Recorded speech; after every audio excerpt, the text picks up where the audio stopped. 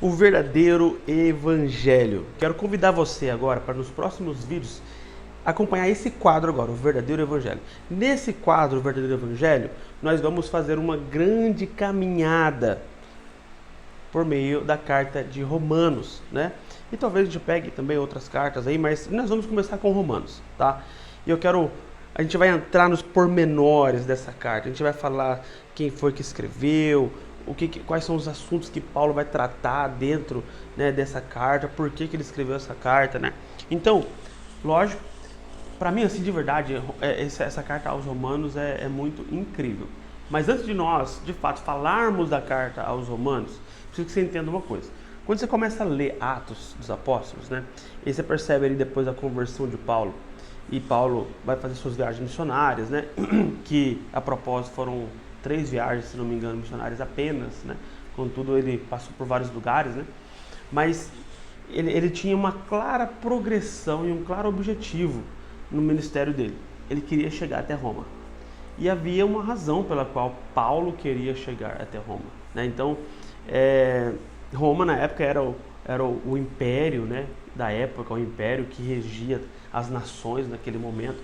Então, quando Paulo diz assim, cara, eu preciso chegar até Roma, mano, é porque ele sabia que se ele alcançasse o coração do mundo, que é Roma, o evangelho chegaria a outros lugares. Então você percebe que no decorrer da carta de Atos dos Apóstolos, né, do livro de Atos dos Apóstolos, há esse desejo de Paulo chegar a Roma, e ele chega lá, cara, ele chega lá para ser julgado, para ser condenado, mas ele faz o evangelho chegar naquele lugar juntamente com ele. Primeiro, isso me faz entender o seguinte, cara, o evangelho precisa estar tão entranhado na minha vida, está tão entranhado em mim, porque aonde eu estiver, o evangelho vai se manifestar.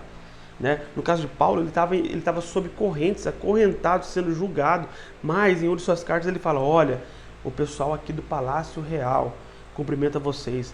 Cara, eles se converteram por meio da vida, do estilo de vida, das coisas que Paulo compartilhava por meio do Evangelho, sabe?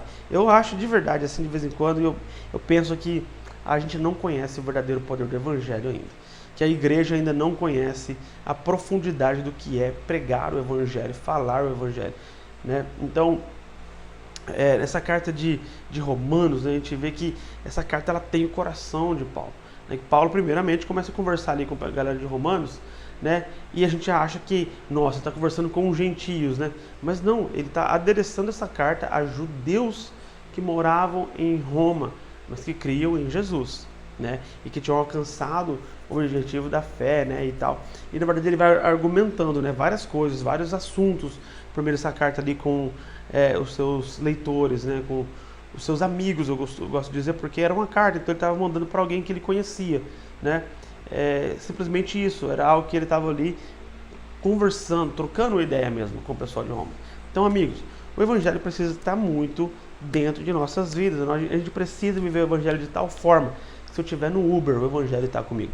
Se eu estiver no mercado, o Evangelho está comigo. Se eu estiver em Roma, o Evangelho vai estar comigo. Se eu estiver viajando para a Coreia do Sul, do Norte, seja onde for, cara, ali o poder do Evangelho está comigo. Nossa, isso é maravilhoso.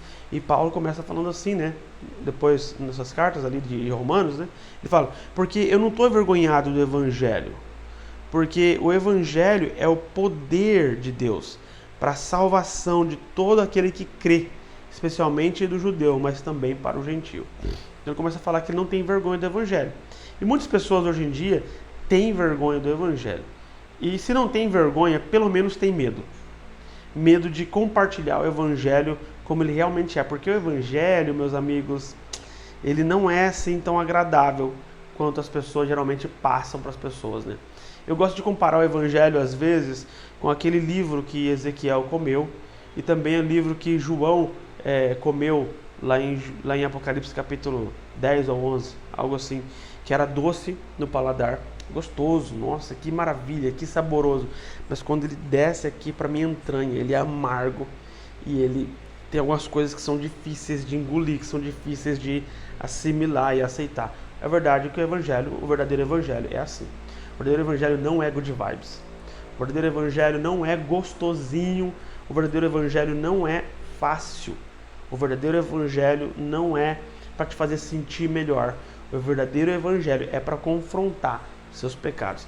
O verdadeiro evangelho, ele vem acompanhado de amor, mas ele vem acompanhado de juízo também. O verdadeiro evangelho vem acompanhado de graça, mas ele também vem acompanhado, né, de arrependimento e mudança de vida.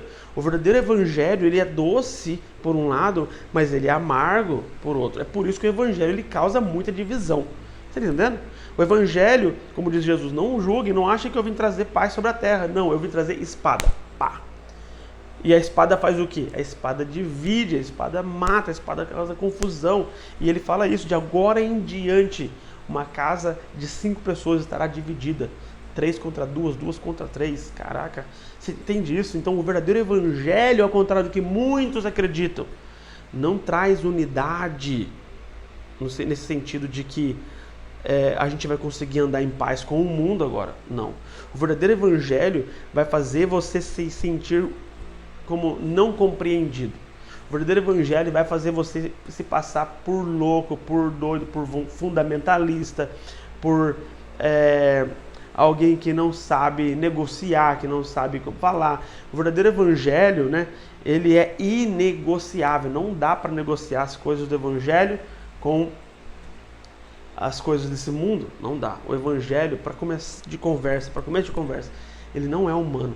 O evangelho não é um conceito. O evangelho não surgiu com um grupo de amigos que sentou e falou: opa, vamos inventar então agora um novo conceito de vida, um novo estilo de vida, né? Uma nova filosofia. Não, o evangelho não é uma filosofia de vida. Ainda que o evangelho gere em você um estilo de vida, o evangelho não é uma filosofia. O evangelho não é simplesmente uma das boas formas de pensar e se levar à vida. Não, o evangelho não é isso. O evangelho, ele é a verdade. O evangelho, ele é o poder de Deus para a salvação de todo aquele que crê. Primeiro dos judeus, depois dos gentios. Você entende isso? Então o verdadeiro evangelho, amigos, é isso. O verdadeiro evangelho é doce, é amargo, ele é paradoxal. Ele é sabedoria, é loucura. Ele é salvação, mas também condenação. Ele é vida, mas também é morte. Tudo depende de como você se posiciona diante do evangelho, né? E a gente precisa entender de uma coisa incrível. O evangelho, como eu disse, não é uma filosofia. O evangelho é alguém.